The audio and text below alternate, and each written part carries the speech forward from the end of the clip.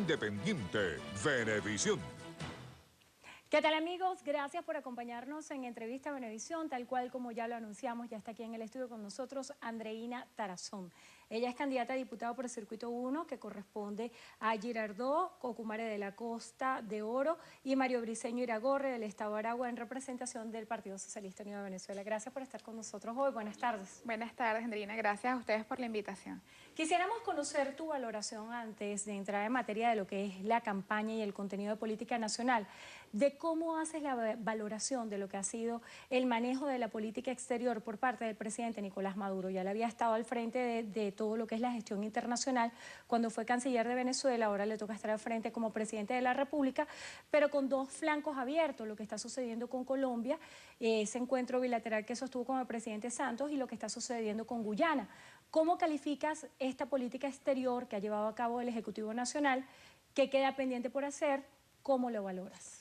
Sí, primero que nada debemos decir que la política exterior que ha adelantado nuestro presidente Nicolás Maduro ha sido una política exitosa, sobre todo porque Venezuela no se ha dejado imponer la agenda de la guerra, la agenda de la desestabilización, la agenda de la desunión, que justamente es la agenda que ha tratado de adelantarse estos últimos meses en nuestro país, no solamente por el caso Colombia, sino el caso Guyana, el caso decreto de los Estados Unidos catalogando a Venezuela como una amenaza, han sido justamente intentos por imponerle a la Venezuela bolivariana una agenda distinta en el campo internacional. Por eso, frente a ello, nuestro presidente Nicolás Maduro ha venido adelantando acciones que han permitido que hoy la agenda de Venezuela en el campo internacional sea la agenda de la paz, la agenda de la diplomacia, la agenda del respeto a las instituciones internacionales, de manera que, bueno, catalogarla de exitosa. Además, también quiero aprovechar tu pregunta para felicitar el extraordinario discurso de nuestro presidente Nicolás Maduro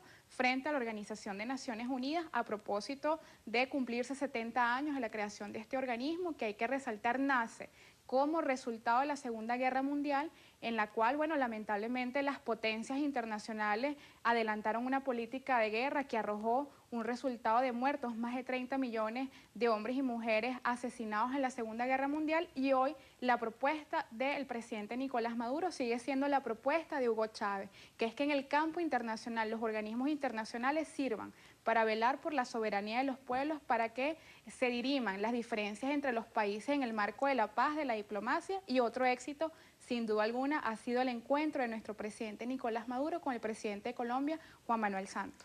Se ha hablado mucho desde las voces del Ejecutivo Nacional de la existencia en Venezuela de una denominada guerra económica. Para los venezolanos comunes, algunos estarán de acuerdo, otros desaprueban este término.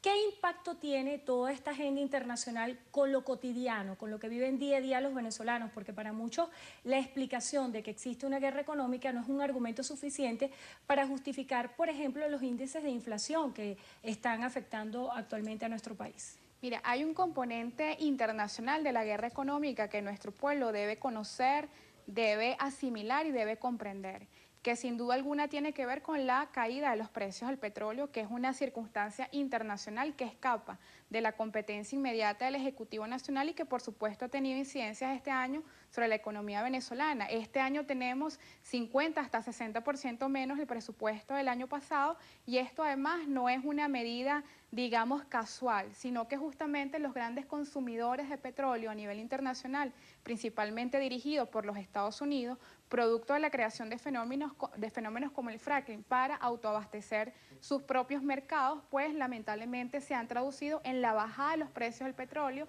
que afectan a países exportadores de petróleo como Venezuela, como Rusia y como países del Medio Oriente. Esta es una de las principales armas de la guerra económica, que no es inocente, justamente tiene como objetivo hacer decaer las economías locales, las economías de países como el venezolano, que es un país petrolero, pero que además hay algunos fenómenos asociados a la guerra económica, el contrabando de extracción, todo lo que tiene que ver con la especulación sobre el precio de un dólar que no es oficial, y creemos que frente a este escenario internacional, principalmente nuestro pueblo tiene que tener conciencia de que nosotros esperamos producto de las dinámicas internacionales, de los acuerdos internacionales que ha venido adelantando nuestro gobierno, que los próximos años van a ser años de prosperidad para la economía venezolana. En función de esas distorsiones a las cuales estás haciendo referencia, está también una que es muy importante y se había llamado el año pasado, a finales de año, a lo que va a ser un gran debate nacional acerca del aumento de la gasolina. Para muchos analistas económicos esta medida no se ha tomado por efectos populistas de las próximas elecciones parlamentarias. ¿Qué es lo que ha pasado? ¿Por qué no se ha tomado la decisión nuevamente de retomar ese debate del aumento de la gasolina? Mira, primero un aspecto fundamental es que ha sido nuestro presidente, justamente a propósito del llamado a distintos movimientos sociales, quien ha abierto esta discusión a la colectividad, quien ha abierto esta discusión a la sociedad, donde sin duda alguna un país como el nuestro, productor de petróleo, pero también productor de gasolina, tiene que tocar estos temas ineludiblemente. Sin embargo, a propósito también de la manera como la Revolución Bolivariana ha venido tomando sus decisiones, entendemos que este tipo de decisiones deben ser compartidas, discutidas de manera seria, de manera coherente con los distintos sectores del país. Estoy seguro que en el momento en el que el país tenga la suficiente madurez, en el que el país tenga y los distintos actores sociales, no solamente el gobierno, en este caso también la oposición tiene que tener un papel serio frente a la discusión de los precios de la gasolina, y creemos que son escenarios que están planteados en la perspectiva futura y para los cuales los hombres y las mujeres de este país no podemos temerle a este debate, muy por el contrario, enfrentarlo, porque bueno, es un precio de gasolina que tiene estancado no solamente 16 años, sino que ha sido una política de largo aliento en el cual el Estado recurrentemente ha subsidiado la gasolina, que además es un subsidio que va en detrimento incluso de la igualdad, para nosotros poder acelerar esa inversión social en materia, digamos, de fortalecimiento de las misiones, que es una de las propuestas que ha hecho el presidente Nicolás Maduro. Hablando un poco de lo que fue la gestión al frente de la cartera de la mujer, ¿cuál es la realidad que has encontrado en esos recorridos casa por casa acerca de lo que está viviendo hoy la mujer venezolana? Hablando un poco de ese recorrido que estás haciendo en función de una campaña electoral, ¿cómo observas el rol de esas madres venezolanas, de esas mujeres que hoy en día de alguna forma se pudieran sentir un poco golpeadas por varias coyunturas, como tener que hacer una cola para adquirir productos, ver que los salarios no le alcanzan? ¿Cuál es el diagnóstico que tienes y cuál es el mensaje para esas mujeres venezolanas? Sí, nosotros hemos venido desarrollando una estrategia que es el casa por casa, que es el contacto con la gente, que es importante decir, no es primera vez que lo hace nuestro partido ni que lo hacen las fuerzas revolucionarias, sino que es una metodología de construcción cotidiana del pueblo junto a su dirigencia política. En este caso, bueno, nos hemos encontrado con una realidad. La primera es comprender en su justa dimensión los avances sociales de la revolución. No ha habido ninguna casa o casi ninguna casa donde nosotros hayamos entrado, donde no ha habido al menos una política de la revolución, donde menos nos hemos encontrado canaimitas, nos hemos encontrado acceso a las tecnologías por parte de nuestro pueblo, de manera que ahí hay un balance de lo conquistado hasta ahora.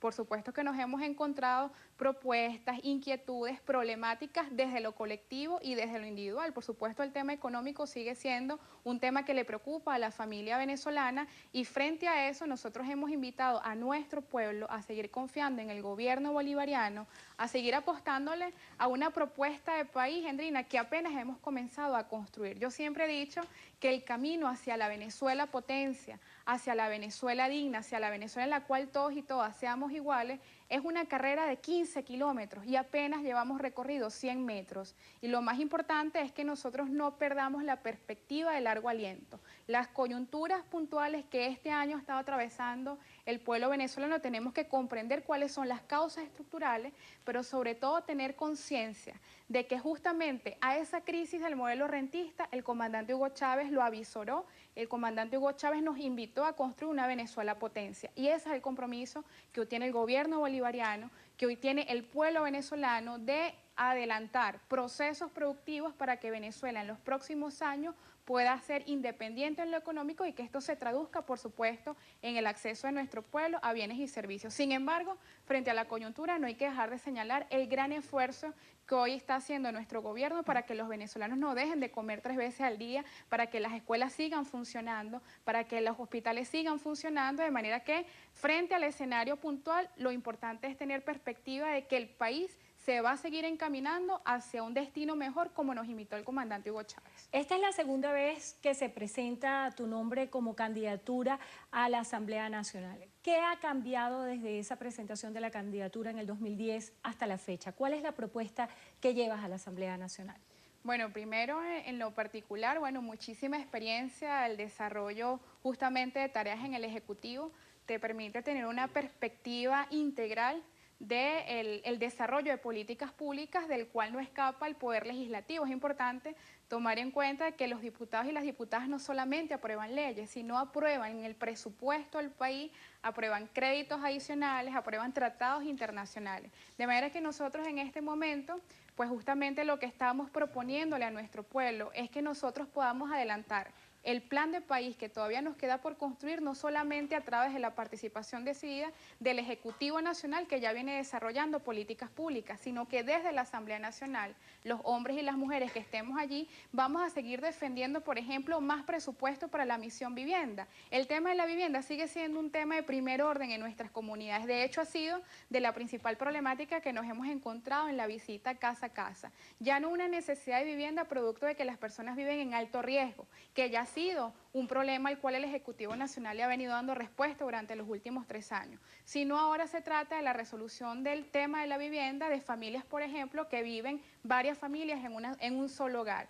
Se trata entonces del desarrollo de una propuesta que ha puesto nuestro presidente Nicolás Maduro sobre la mesa y que a mí como joven me toca defender, que es la misión vivienda para las parejas jóvenes. Esos hombres y mujeres de 20, 25, 30 años profesionales que hoy tienen necesidad de acceder a una vivienda y que por supuesto en el mercado privado es inaccesible. Nosotros y nosotras desde la Asamblea Nacional creemos que debemos ir a defender presupuesto público para la misión vivienda, presupuesto público para la protección social, de manera que en perspectiva futura nos planteamos que desde la Asamblea Nacional también podamos tributar al plan de país que todavía está por construirse. Bueno, le damos las gracias a Andreina Tarazón. Ella es candidata a diputada por el Circuito 1, que comprende Girardot, Ocumare de la Costa de Oro y Mario Briceño Iragorren, del Estado de Aragua, en representación del Partido Socialista Unido de Venezuela. Gracias por estar con nosotros hoy en la tarde en Entrevista a Venevisión. Gracias. Y gracias a ustedes también por habernos acompañado. Que tengan todos feliz tarde. José Manuel. Muchísimas gracias, Andrina. Amigos, hasta aquí la presente emisión. Recuerde, noticiero Venevisión, Canal 4 reporta. Ustedes deciden. Feliz tarde.